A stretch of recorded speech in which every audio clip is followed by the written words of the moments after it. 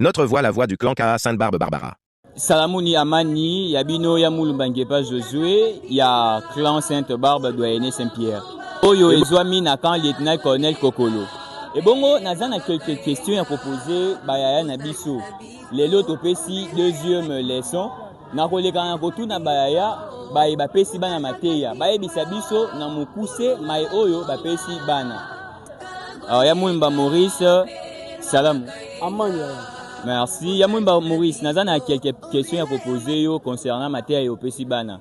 Oza disponible à répondre à kotalisa na bandeko na biso o baza kolanda biso na nzela ya singa mai oyo pesi na bana. Naza d'accord. Merci ya Mulumba Maurice. Bon, ya Mulumba Maurice, naza juste na trois petites questions à proposer yo. Première question na nga ezali opesi d'abord quantième leçon lelo. Lelo na pesi deuxième leçon. Et pas bana ya première voyage. Tozali na combien de signaux de rassemblement? Tozali na 7 signaux de rassemblement. Merci, 7 signaux de rassemblement. Ouais, c'est la deuxième question. Bon, troisième question. Na rosenga na ya Maurice. Étant ya Mulumba, oh, mais quand même peu conseil la biso pratique parce que na yebi biso ba Mulumba, tu peux ça ramater ya technique, technique et puis il y a pratique. Na rosenga ya Mulumba, oh, mais conseil la ngai pratique, il y a 7 signaux de rassemblement. Na kopi koti ke la caméra na nga. Bongo, tozali na 7 signaux de rassemblement. Bongo, boso en ligne. En deux colonnes. En 4 colonnes. En carré. En étoile.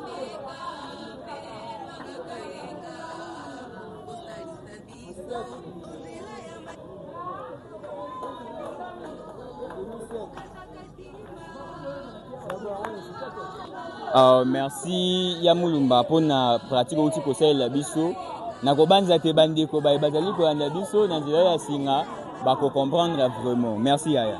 Merci Yamulumba. Totaki kozala na Yamulumba talisi biso mai oyo apesi bana lelo. Na yango na kobenga Yaya o apesaki mateya na deuxième voyage parce que nesaki na biso lelo ke na kobenga bayaya o tu bapesaki mateya batesa na biso mai nini bapesi na bana na bokuse. Salamu. Amani. Nazana Yakasima. Yakasima Eva Ibingoyo. Merci Yakasima. Bokuse. Histoire ya création ya groupe K na mukuse. Quand on parle des cas, on voit Kizito à Noirit.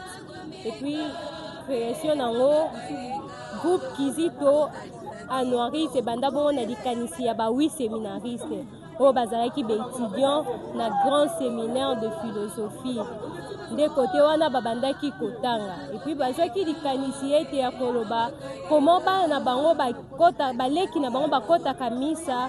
Babimaka bazongi mbala moko banda kusemie bala mwa groupe pona ko banda ko mekola batu wana nde bazwaki likanisi na date ya le 17 au 18 novembre 1979 pe ezalaki bongo journée de réflexion kote wapi bapesanaki makanisi pona ko créer d'abord ezalaki groupe Kizito na 1979 de na bongo ba créaki pe groupe Anoirit le 11 avril 1982 de officialisation na 1983. Merci Yakasima. Bongo ba bazali kolanda biso lelo pesi na bana que veut dire être cas historique.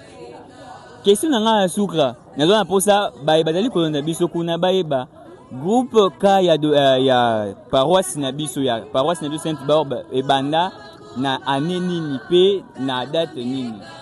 Groupe K ya paroisse na biso tozali clan Sainte-Barbe et banda bongo le 20 août 1983.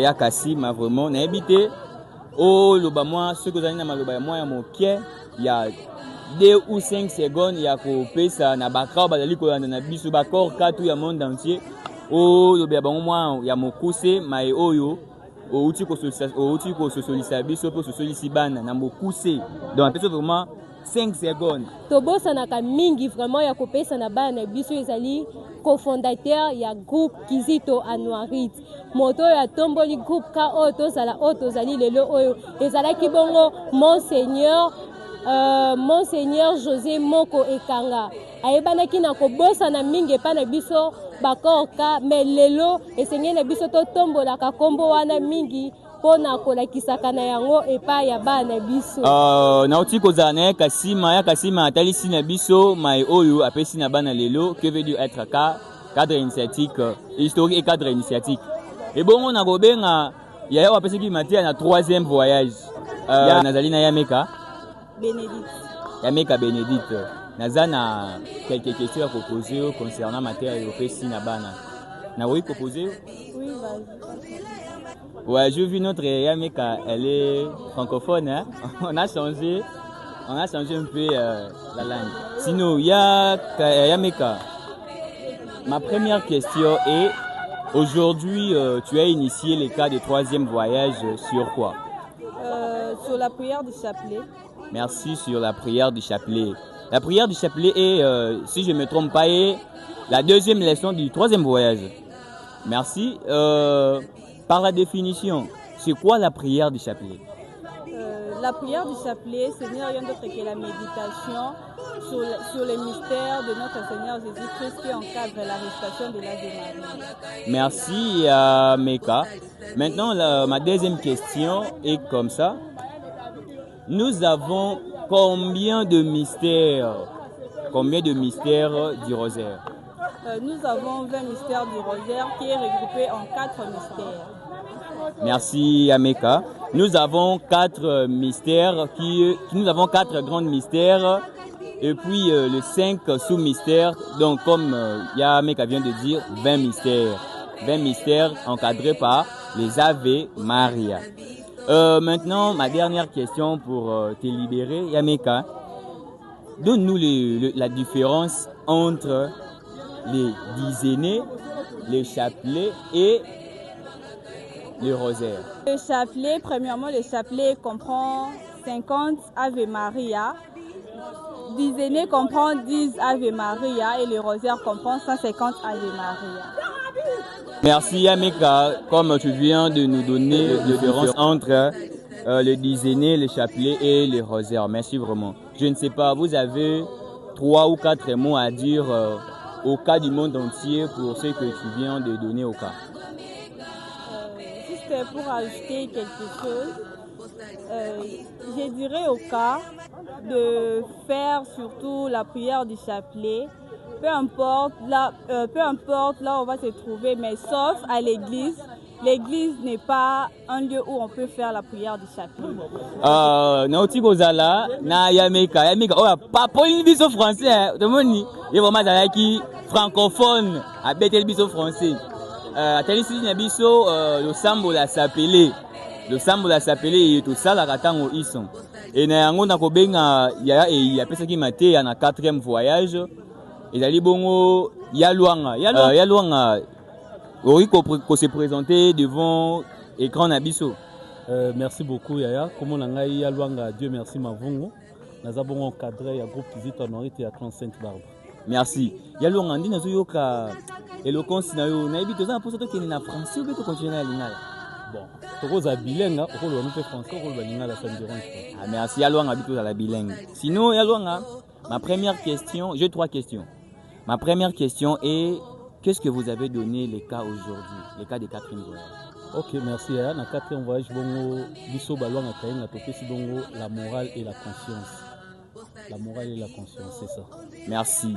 Yaluanga, les cas du monde entier, Bayo Bazali, Bipa Ibison, Bazana Posa Bayeba, Nabiso Peba, Yamulumba, Pongazana Luanga, tu n'as pas Yeba.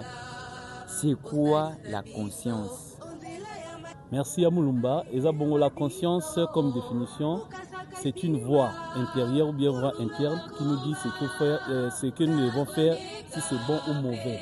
Donc, mon gongo est le de la rabiso na kati, est nous poser action. Mon gongo est bimakano et l'axabiso que non, est le bagakino, ya iloko lingo sala, et ça malamu to mabe, ne yangwana to bengi bongo conscience. Bongo, pour que na si la question na ngai, C'est quoi la morale? La morale est la science du bien et du mal. Nakati ya morale bazali ko lakisa biso malamu na mabe. Ya mwana to bengi que non, la morale est la science du bien et du mal. Merci.